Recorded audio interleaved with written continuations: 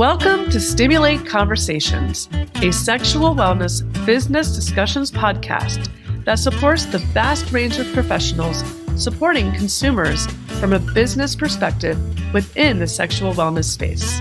My name is Nicole Lameck, your host, and the founder of Stimulate, a B2B sexual wellness trade show held annually in Nashville, as well as many other Stimulate experiences throughout the year. I'm also author of the book Retail 101 from McGraw-Hill and professor of retail marketing at Columbia, Chicago. From head to toe, young to mature, purpose to pleasure, Stimulate Conversations is committed to supporting sexual wellness professionals. Together with industry leaders as our guests, we look forward to delivering trusted and important conversations to help support retail, wholesale, spa, salon, and medical professionals who collectively want to help elevate and support their consumers within the sexual wellness community from an educated and professional perspective. Listeners of Stimulate Conversations can look forward to gaining expert-led insight from industry leaders, ranging from doctors to retail operational experts to industry visionaries and more. Without further ado, let's dive into Stimulate Conversations.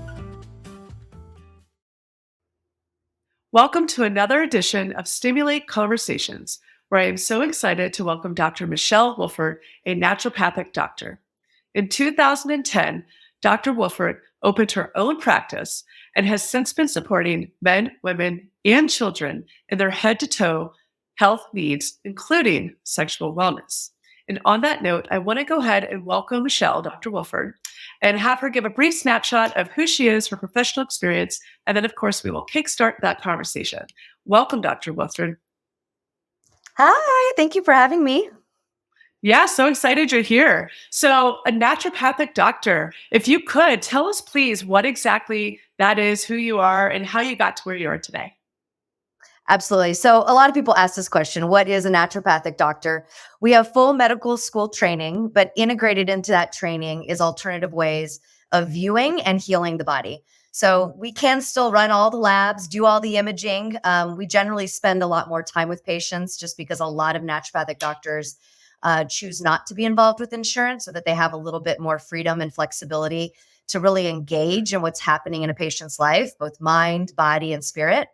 And most of our treatment modalities are using Earth's medicine. So it's the plants that grow outside, it's herbs, it's homeopathy, which is more energy-based medicine. It's nutrition, lifestyle, breath work, body movement. So it's really integrating in, all of these principles of daily living so that we can have the most abundant and so much. I swallowed in my own spit.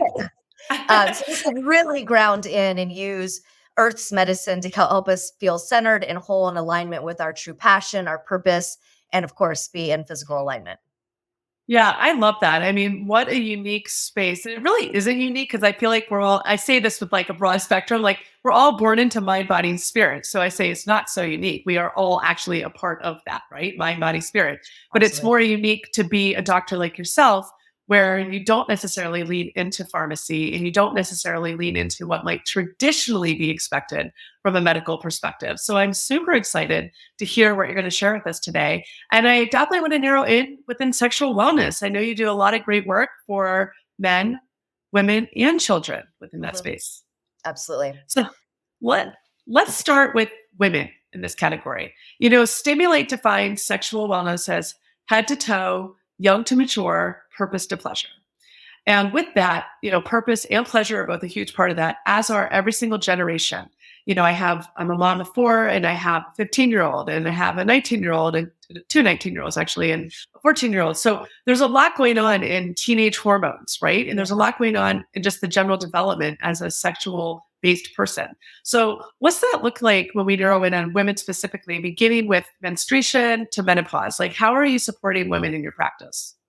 Yeah, I mean, for sure, it starts with what's happening hormonally. And as women, our hormones are changing every 7 days. I mean, they change every day. And then every 7 days, they go through a more dramatic shift.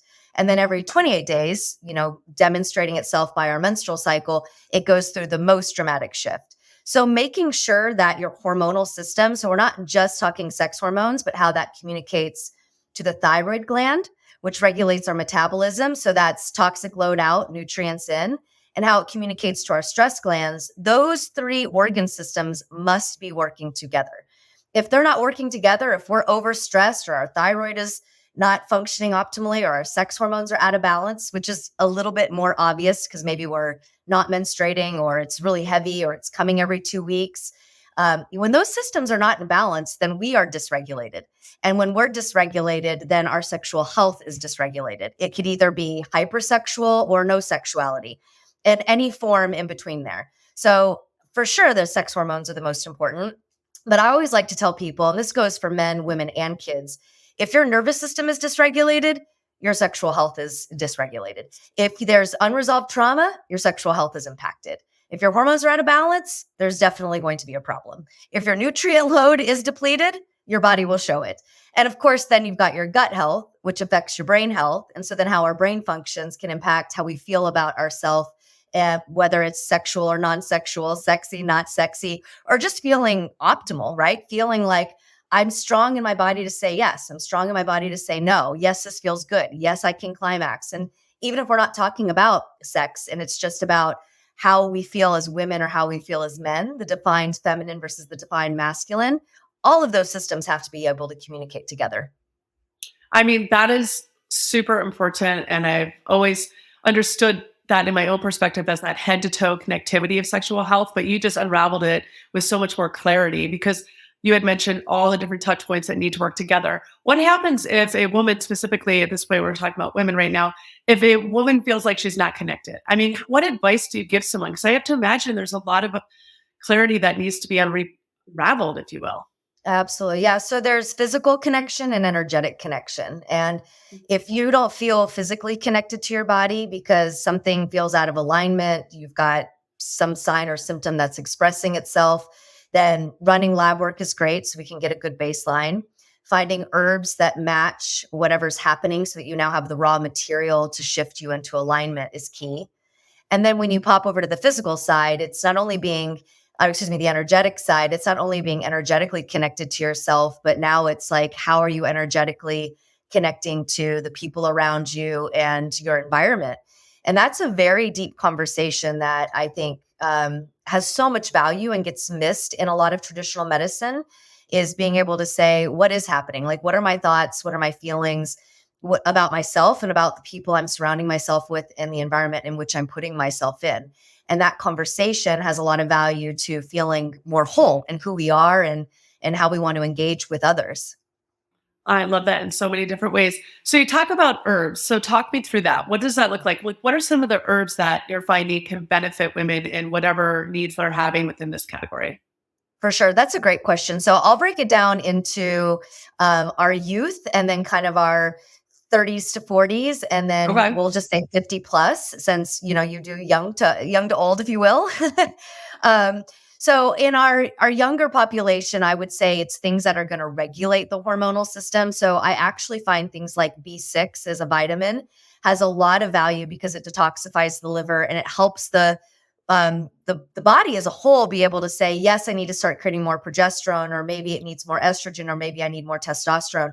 So I find vitamins and minerals has greater value in the younger generations, also, especially because maybe their nutrition isn't as where it needs to be. Yeah. And then I may even start to introduce herbs like Vitex, which helps with how the ovaries are producing hormones. Okay. When you start to get into that 30, 40s, Vitex still has a lot of value because it plays such a huge role with fertility, but our hormones are changing. And so that may be when we want to start adding in some estrogen support. Things like that could be in the black cohosh realm, or maybe that's really where we're at the peak of our career. So herbs like ashwagandha help regulate stress, or even schisandra or holy basil, which helps, ground us in.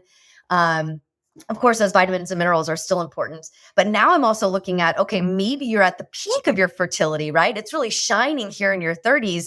Maybe you're estrogen dominant. So trying to reduce some of those estrogens to support what's happening from a fertility perspective with things like DIM could have a lot of value. And then when we start to hit 50 plus, all of those hormones are really moving towards a deeper state of depletion. And so this is where that Vitex herb that's more for the youth that supports progesterone now would graduate into something like diascorea, also known as wild yam, which could really support that progesterone, but it's a more mature herb, so it works with more mature women. And then adding heavier nutrients in to support the estrogen pathways is going to have greater support the older that we get, because naturally our estrogens and our progesterones are declining the older we become. So that kind of gets it to you in three phases, but each one of these herbs, like they're either hot or cold, they're either dry or they're moist, they're either stimulating or regulating. And so to work with a doctor who's truly an herbologist that can say, these are the herbs that match your constitution, your phase of life, and what we're trying to turn on or turn off in your body, is the best way to go about it. I know social media can be very alluring, intoxicating, suggestive, and it's like, ooh, that sounds good. I think I need that. Yeah. But you can truly disrupt your system by taking something your system doesn't need. So being able to look at basic blood work, so all your routine labs, and maybe even a micronutrient panel, which is your vitamins, minerals, amino acids, antioxidants, head to toe, and to combine all of that information to say, okay, what am I needing to feel optimal in all of these categories that can support my sexual health, is truly the best way to go about it. Makes complete sense. Because you mentioned an herbologist. Is that what you said? Herbologist? Yeah. So is an herbologist someone, and I'm taking a total guess here, by the way, who, like yourself, you're a naturopathic doctor, but are you also a herbologist? I want to make sure we understand what that is. Correct. So you've got your traditional allopathic MDs, which they are great. They're smart, but they're trained to say, this is the pathology or the problem, and this is the pharmaceutical that can make your labs look different. But that doesn't always mean it's getting to the root of truly what's happening. So now you've got a naturopathic doctor who has all of that foundational training, but in addition to that, they've spent 4+ years studying herbs. So the biochemistry of herbs and how they can turn things on and off or facilitate what you want to have happen in your body from a biochemical perspective. So it's basically the raw materials of Earth's medicine that can act like a pharmaceutical. The difference is a pharmaceutical doesn't really give your body the opportunity to say, that doesn't really work for me. Pharmaceuticals very much turn things on or off, whether you like it or not, because they're highly potentized doses of these natural chemical constituents that you find in plants.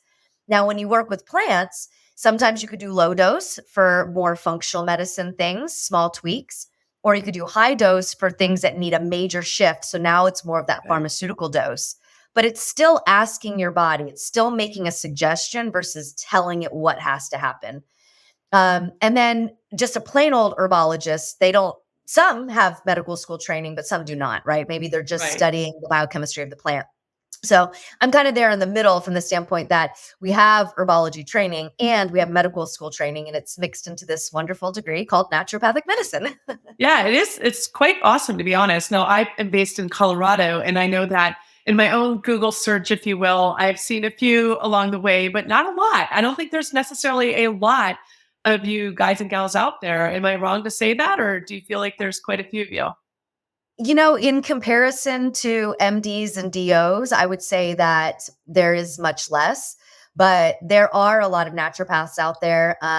There are certain states that are more favorable to allowing us to practice with the degree in which our studies, because like we're trained in chiropractic care, we're trained in acupuncture, we're trained to do gynecology, we're trained to do IV therapy. So we've got a lot of training, but some states they limit the degree in which we can practice. And I don't know Colorado's rules and regulations, but like Washington State, Arizona, Oregon, Hawaii, those are some of the better states to practice in because we can practice in hospitals if we want to.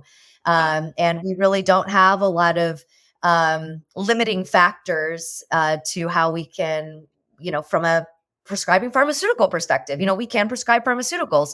So it's really just state dependent, and it may just be that Colorado has stricter rules and regs. Yeah, I'm just curious because that's super interesting. So I want to continue on our sort of journey, if you will, of unraveling your approach for men, women, and children. And you've given us a glimpse of what it's like working with women. Let's shift over to men, because men certainly have their own range of hormones and a lot going on there. So if you can kind of talk us through across the ages and generations of men, what does that look like? How do you support them from a sexual health perspective? Absolutely. So I would say the biggest thing is testosterone. So DHEA is a hormone that breaks down into testosterone, which from there can break down into estrogen. Both women and men have it. But what I typically see men for, of all ages, whether they need it or not, is they come in being like, I want to be stronger. I want to be in hero mode. I want to do this, this, and that. I think my testosterone's low.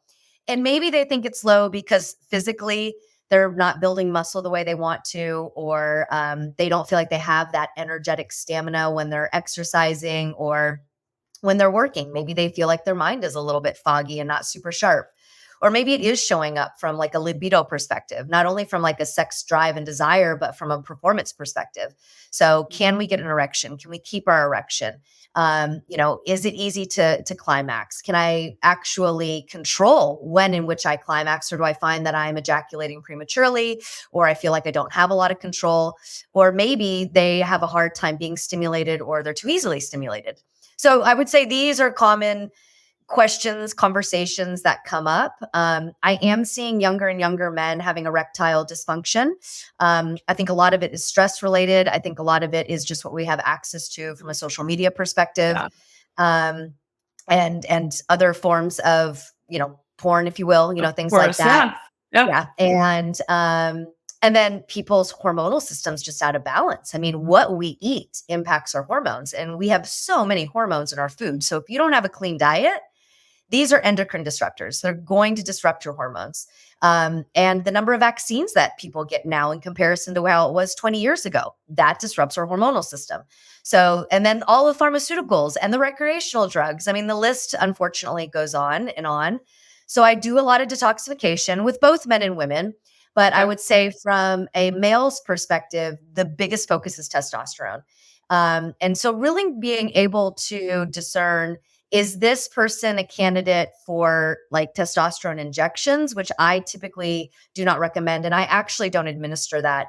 I refer out for that if somebody really wants to go that route, only because there's so many downsides to doing it. There's a lot of upsides, but it depends on the person and what's going on with the background of their health, like diabetes, heart disease, weight management, things of that nature. But Right. I'm finding younger and younger men getting on it, then it's shrinking their testes, and then they're having a hard time making testosterone on their own, then they're relying upon it, then it changes their fertility. So for me, it's all about education, which I know it is for you as well. Like, Yeah. I want people to really be able to know the questions to ask, whether it's questions they're going to ask me or questions they're going to ask another doctor, so that they aren't just super impulsive to say, yeah, I want that, but they're thinking short term and long term. So, what am I trying to achieve short term? And am I really looking at all of the different aspects of me? Like, is my poor sleep creating low testosterone, or everything else is in rhythm? So, I truly maybe have either a testy or a pituitary hypothalamus issue. So, it's really about asking the question why, and not just saying, oh, this is your symptom, take that. You can do that all day long, but the question is, are you doing that at the expense of something else? And what's the Mhm. long-term impact of that, even if it is natural? So that's kind of how I approach, I would say, my male patients of all ages is, what are you trying to achieve short term and long term? And, how can we start with doing it most naturally as possible? And is there a detox pathway that needs to be opened prior to saying, I'm going to give you all these supplements for energy or for strength or for sexuality? Because maybe it's just more that their own biochemistry is not detoxing as efficiently, or maybe they're taking things in that they didn't realize is disrupting their endocrine system, so their hormones. Yeah, it sounds like there could be disruption from a lot of things. Food, like you said, vaccines, there's a variety of things, I'm sure. And I'm certainly no doctor to answer that. But based on what you just said, what would your advice be for men, again, of all generations who are looking to strengthen testosterone more naturally? Would it be that detoxification? Would it be blood work first? I mean, what's your general advice? I'm sure there's a lot of layers to it. Yeah, I usually always recommend blood work first because it's great to get a baseline, and then you can be more specific with each patient. Right. Um, Men, I don't find, are in the three categories the way women are, as much. So, good generalized support for men, I would say, is a combination of ashwagandha and maca. Those are both old ancient herbs, and they work really well together, that support naturally increasing your testosterone while naturally reducing your stress hormones. So it creates a lot of internal balance. And like the Incans, the Peruvians, they used to use maca before they went to war. It gave them Oh, energy. wow. It supported their drive. Like it boosted their muscles. It's great for their virility. So, like their sperm count and things of that nature. So, I would say, generally speaking, I love an ashwagandha maca blend for men of most ages, and it will not show up on a drug test because there isn't any sort of like, false hormone in there. Okay. And it reduces stress, supports virility, mental clarity, but I would obviously encourage anyone to get labs before they start taking things. I just think it's nice to know what's happening in your body before Yeah. you start falsely supporting something that maybe doesn't really need support. Totally makes sense. And Yeah. I love everything you've said, by the way. I mean, you're such a value of information. So thank you. And on that note, let's continue on the journey of head to toe, young to mature. And that includes children. So children are, of course, your patients as well. So let's talk through what that looks like again from a sexual health perspective. It's interesting. Again, I mentioned that children, I mean, you're going to, of course, go through puberty and there's hormones involved. And, you know, teenage girls and younger even are getting their period for the first time, but there's more to it. So can you kind of Yeah. spread some light on what that looks like in your office from your firsthand experience? For sure. So, from a treatment perspective, I find that kids are so energetically sensitive. So, I can really use more energy based remedies. So, that's things like homeopathy. And a great example would be arnica at the grocery store. That's homeopathy. And now, I'm not using arnica for sexual or physical health. That's more of a trauma remedy, but just so that people have a visual. So, I use homeopathy. I still use herbs. I use a lot of like nutrient loading. And again, it kind of goes back to those 5 categories that we talked about. So when you think sexual health, of course, the first thing that pops into mind is what's happening hormonally.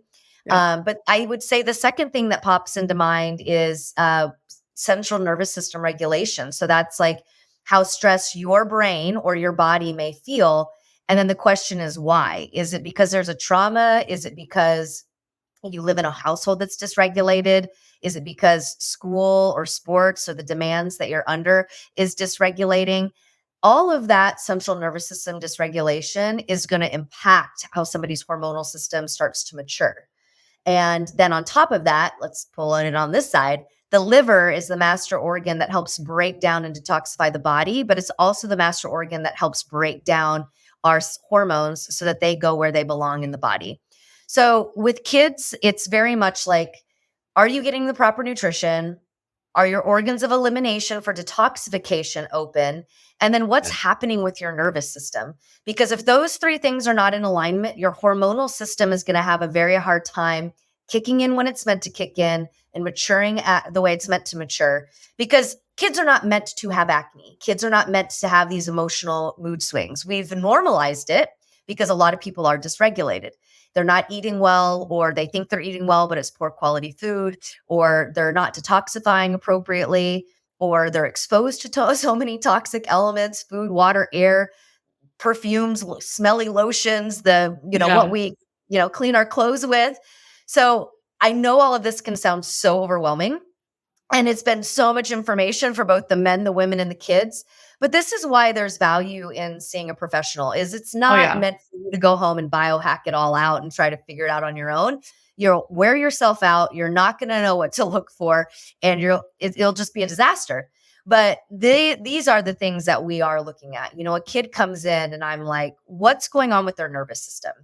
And to what you heard, it's what's going on at home, what's going on in the kid's brain, what's going on in the kid's life. So that's typically school and again, home environment. And then are there traumas? And it doesn't just have to be a sexual trauma. It could be I lost my dog when I was 5 years old and it Right. was my best friend. And now I feel like I can't trust the world. So, how does that impact you when now you want to be physically intimate with somebody? Right? If that trauma isn't resolved. And then more on the physiological plane, if we're not eating well, drinking well, cleaning up our system, then our hormones are not being broken down very efficiently by our liver, creating all these highs and lows. And maybe it expresses itself on the skin or maybe with Yeah. our weight. And now you've got these social pressures to look a certain way, and then you feel like your parents don't understand. And then it just becomes more of an emotional roller coaster than it really has to be. which is impacting your sense of self. And so your sense of self, I think, then unravels into your sexual sense of self, right? That's a subcategory of who Yep. we know ourselves to be and our level of confidence in saying, this is me. I say yes to this. I say no to that. This is who I am. So with Yep. my kids, it's again, nourishment, detox, regulating their nervous system, because the regulating the nervous system is teaching people to own who they are, to learn who they are. And from that place, we have a lot of confidence to be able to say, these are my yeses in life and these are my nos Yeah. in life. And that becomes really important when we talk about sexual health. Absolutely. I love that. We have our yeses and we have our nos. And certainly, as children maturing into adults one day, that is super important to be a part of their framework of who they are, the sexual being, so to speak. So, such Yeah. amazing insight. I know I was going to ask you this later, but I'm going to go ahead and ask you it now. What is your website so people can go there in case they want to explore more of your genius? Yeah, so it's my name. So drmichellewolford.com, and that's just DR and then Michelle, and then last name's Wolford, WOLFORD.com.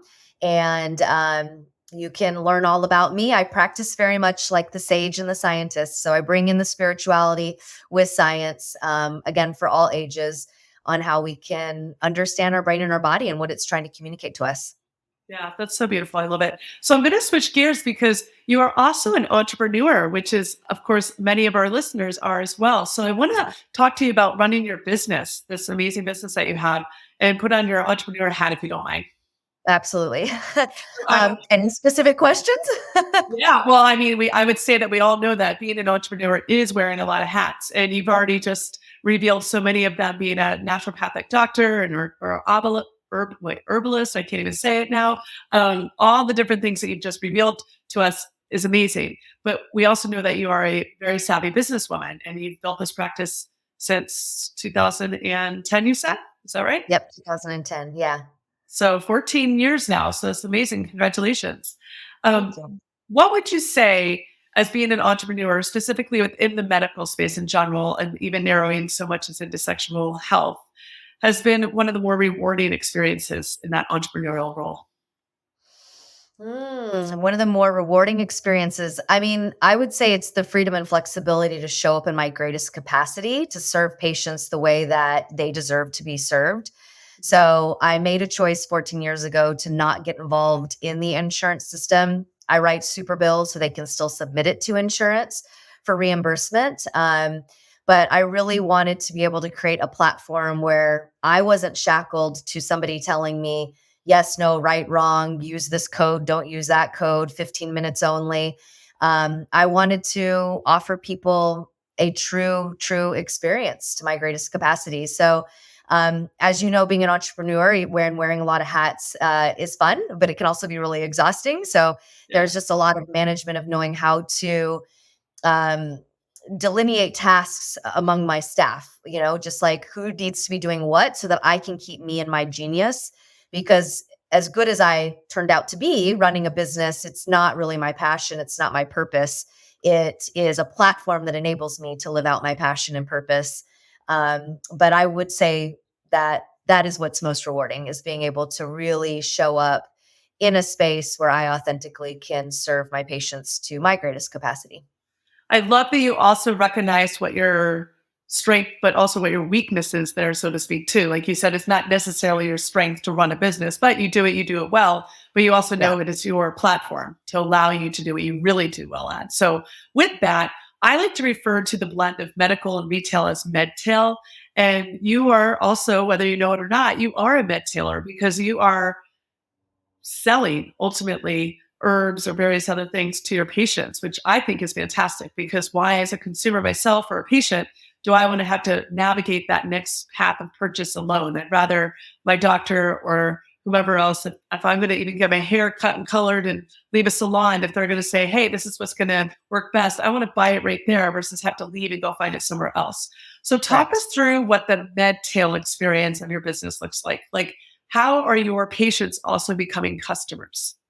For sure. Yeah, great question. So it's twofold. If you see me in the clinic, then I have supplements that I can sell right there on the spot. I also if we're not running your labs through insurance, then I'm already in network with a group of specialty lab companies where we can say, here's your kit. And you're either drawing in my office or you're, drawing somewhere close to home, or maybe it is a take home kit where you have to do yourself. Right. So that would be the in-office retail experience. So you don't have to go searching for the phlebotomist. You don't have to go searching for the kit. You don't have to call this extra company. You don't have to go to this grocery store and try to figure out, I need this supplement with these herbs. A majority of my practice is actually virtual. It was like that. I was in a hybrid situation prior to COVID, but because I treat so many people really across the globe, the way my online space is set up is we do a visit like this on video. And when I close your medical chart, you get all of your supplements sitting in a shopping cart with a company that I work with. All you have to do is go in and say, yep, this is everything she told me about. So glad it's sitting in there in the shopping cart waiting for Yeah. me. We pay the company, they ship it directly to you. So you don't have to leave your Yeah. home. You don't have to question, did I get the right thing? And it's, again, shows up at your house in 3 to 5 days. So that's easy. It's, And then yeah. same thing with these specialty lab companies is I'm in network with a group of companies that I can now say, these are your specialty labs. The kits show up at your house. We can organize a mobile phlebotomist for you if you need a blood draw, Yeah. or maybe it's a at home like urine, saliva, stool sample. You ship it off. I get the results. We discuss it at your next visit. So it has become a very seamless process over the years, and people love it because they don't really have to think and they don't have to go searching for X, Y, or Z. It literally is either handed to them or shipped to them. But see, that's exactly what a customer wants. It's what a patient wants too. And that's what I Yeah. love about how you've built your business is you make it frictionless. And Yes. I know as a consumer patient in my own personal life, I've had those moments of friction that steer me away from my intention to do good because it became so hard to navigate, whether it's identifying those next steps of where to find it. And so we're seeing more and more medical leaders make that choice to say, hey, I'm no longer going to send you somewhere else for a discovery of what I've just recommended, but instead I'm going to start to become that med tailor and make that transaction for you. So I think you are really, Exactly. I've been able to see from afar, really leading in that space. So you're doing a great job for sure. Thanks. So, well, what I would love to do now is do a part of stimulate conversations that I refer to as our rapid fire questions. And so this is essentially a few quick questions with a few quick answers. Are you up for it? I'm up for it. Awesome. Just Okay, don't so I'm ask going me to sing. to sing. Damn, that was on my list. All right. Okay, so here we go. What does sexual wellness mean to you?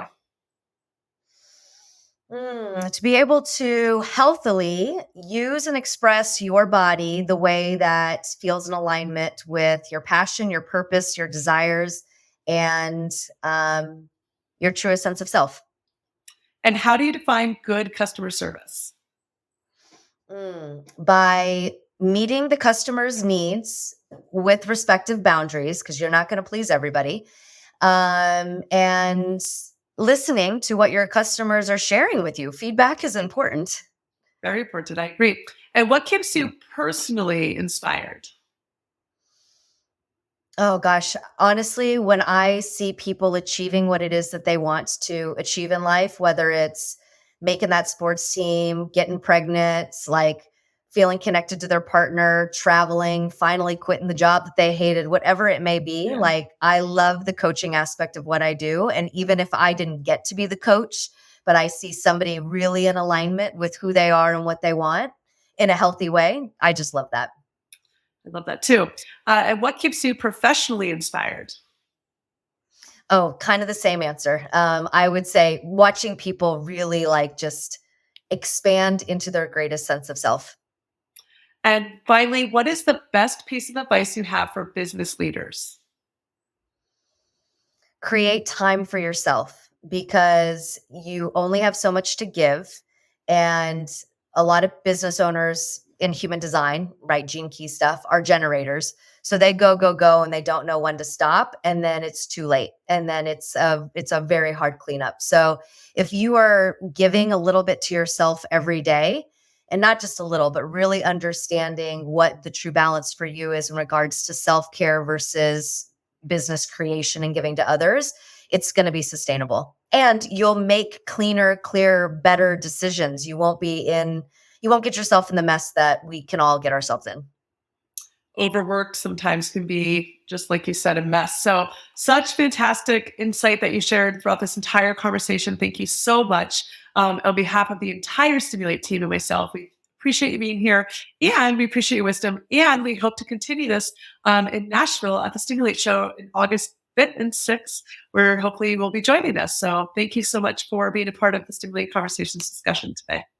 Thank you. Yeah, I appreciate being on.